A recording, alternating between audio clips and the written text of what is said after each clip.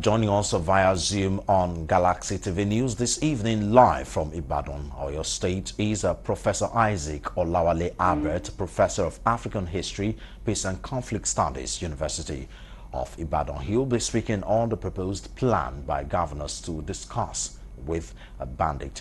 Thank you for joining us, Professor Albert. Thank you so much for inviting me. Now, as a security expert with what is your views on the plan by the Governors Forum to parley with Bandits on the increasing rate of insecurity in the country?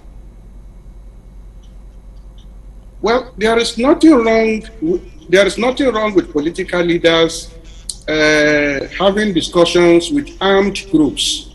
But the problem is that we have not been able to properly define the identity of these so-called bandits. Who are they? What are they looking for?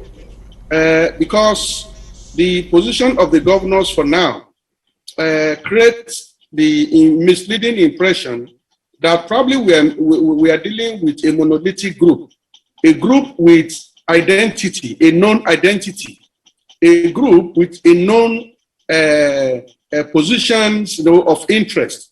But to me, I think we're dealing with gangsters. We are dealing with bands of criminals. And therefore, the governors should know that probably they are dealing with groups that could be as many as 100 or even hundreds. Therefore, if you want to have a discussion with these people, how do you ensure that you are discussing with everybody at the same time? Now, the people we want to discuss with, are they the bandits that we have been told entered into Nigeria from the Sahel, Mauritania, Burkina Faso? Are these the people we want to discuss with? Or we are dealing with those of them that are Nigerians? What frameworks do the governors have for differentiating between the foreigners and Nigerians? And then when you get to the negotiation table, what are you going to discuss with them? Because these people do not have any political demands. They are people working towards pecuniary benefits. They are looking for money. So what will be the governors be discussing with them? The amount of money that will be given to them for them to stop, kidnapping people, for them to stop killing Nigerians. And then thirdly, are we saying that our law enforcement agencies have lost their capacity to protect Nigerians? So there are several things loaded into what the governors are trying to do.